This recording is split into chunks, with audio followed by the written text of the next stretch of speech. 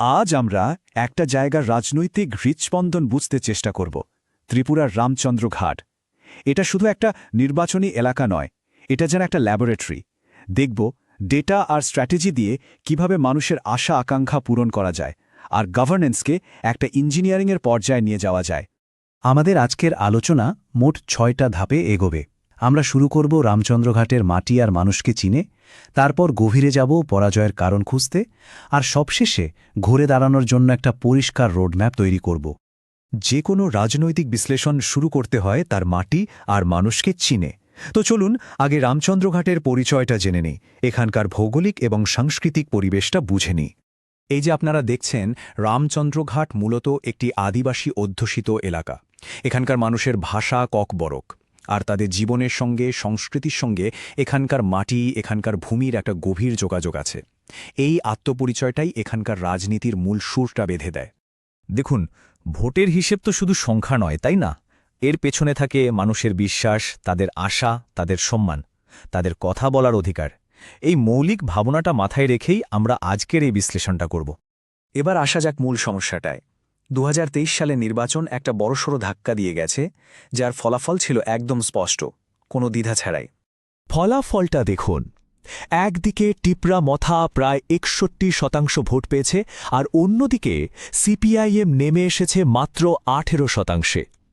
মানে এটা শুধু একটা হার নয়, এটা একটা রাজনৈতিক ধস, একটা ভূমিকম্প বলাই চলে। ভোটের পার্থক্যের অঙ্কটা দেখুন, ৪২%-এরও বেশি। মানে এটা কোনো ক্লোজ ফাইট ছিলই না, এটা ছিল একতরফা। একটা মজবুত দুর্গ যেন হুড়মুড়িয়ে ভেঙে পড়ল। আর সবচেয়ে গুরুত্বপূর্ণ বিষয় হল ভোটের হার ৫১%-এর বেশি। তার মানে মানুষ খুব সচেতনভাবে একেবারে পরিষ্কার একটা রায় দিয়েছে। তারা পরিবর্তনের পক্ষে রায় দিয়েছে। আর এই রায় কিন্তু হুট করে একদিনে তৈরি হয়নি। এই পতনের আসল কারণটা বুঝতে হলে আমাদের শুধু ২০২৩-এ আটকে থাকলে চলবে না, আমাদের একটু পেছনে যেতে হবে। প্রায় ৩ দশকের একটা লম্বা ছবির দিকে তাকাতে হবে, একটা ফোরেনসিক অ্যানালিসিস করতে হবে। এই সংখ্যাগুলো দেখুন, একটা পরিষ্কার গল্প বলছে।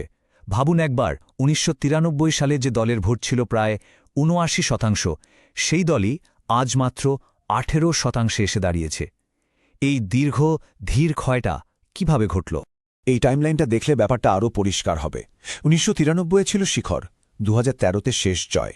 কিন্তু আসল মোড়টা আসে ২০১৮ সালে, যখন জনজাতি পরিচয়ের রাজনীতি প্রথমবার এস্টাবলিশড সিস্টেমকে চ্যালেঞ্জ করে এবং জিতে যায়। ওটাই ছিল সন্ধিক্ষণ। তাহলে মূল শিক্ষাটা কি? শিক্ষাটা হল রাজনীতির ভাষায় বদলে গেছে।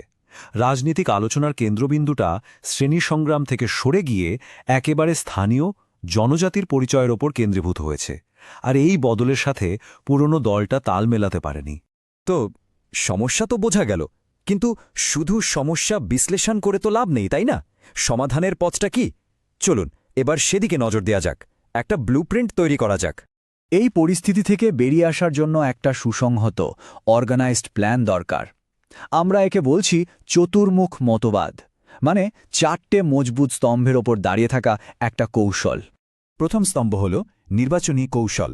এর মূল লক্ষ্য হল তিপ্রাসার সম্প্রদায়ের কাছে পৌঁছানো, যে পাড়াগুলোতে ভোটের দিক বদলাতে পারে সেগুলো চিহ্নিত করা এবং ভোট ভাগাভাগি আটকানোর জন্য একটা স্থানীয় জোট তৈরি করা। দ্বিতীয় স্তম্ভ হল সাংগঠনিক পুনর্গঠন, মানে দলের কাঠামোকে একেবারে নিচ থেকে, গ্রাসরুট লেভেল থেকে মজবুত করা। বুথ স্তরের কর্মীদের নতুন করে ট্রেনিং দেওয়া, আর সবচেয়ে জরুরি হল মানুষের নিজের ভাষা কোকবোরকে তাদের সাথে কথা বলা, সংযোগ স্থাপন করা।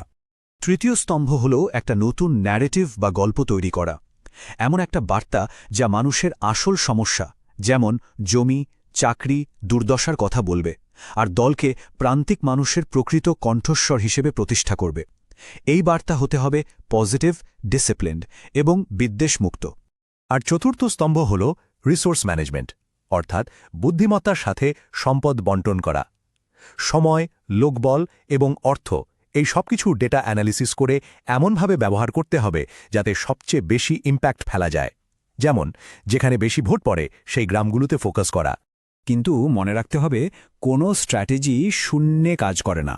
এটা তখনই সফল হবে যখন মানুষের আসল সমস্যার সাথে, তাদের অভিযোগের সাথে এর একটা সরাসরি যোগ থাকবে। তো মানুষের সমস্যাগুলো কি দেখুন, একদম ওপরে আছে জমি আর জঙ্গলের অধিকার, চাষের সমস্যা আর যুবকদের বেকারি। আমাদের যে চতুর্মুখ মতবাদের কথা বললাম তার প্রত্যেকটা স্তম্ভ কিন্তু এই অগ্রাধিকারগুলোকে কেন্দ্র করেই তৈরি হয়েছে। এখানে প্রার্থীর পরিচিতিটাও একটা ফ্যাক্টর।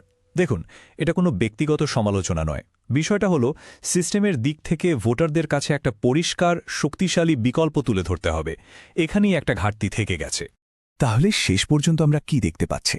চ্যালেঞ্জটা অবশ্যই খুব বড়, খুব কঠিন, কিন্তু ডেটা, স্ট্র্যাটেজি আর মানুষের আসল চাহিদা এই তিনটেকে এক সূত্রে বাঁধতে পারলে ঘুরে দাঁড়ানোর একটা স্পষ্ট রাস্তা কিন্তু আছে। আর এই ডেটা নির্ভর রাজনীতিতে সবচেয়ে দামি জিনিস হল বিশ্বাস। আর সেই বিশ্বাস গড়তে গেলে প্রত্যেক ভোটের গোপনীয়তা আর তার সম্মতিকে সম্মান করতে হবে। ভারতের ডেটা সুরক্ষা আইনও সেই কথাই বলে। এটা শুধু একটা আইনি বাধ্যবাধকতা নয়, এটা একটা নৈতিক দায়িত্ব। শেষ প্রশ্নটা এটাই, ডেটার নিখুঁত কৌশল আর মানুষের মর্যাদার প্রতি আন্তরিক সম্মান, এই দুটো মিলিয়ে কি একটা ভেঙে পড়া রাজনৈতিক দুর্গ আবার তৈরি করা সম্ভব? এর উত্তর দেবে সময় আর দেবে ভবিষ্যতের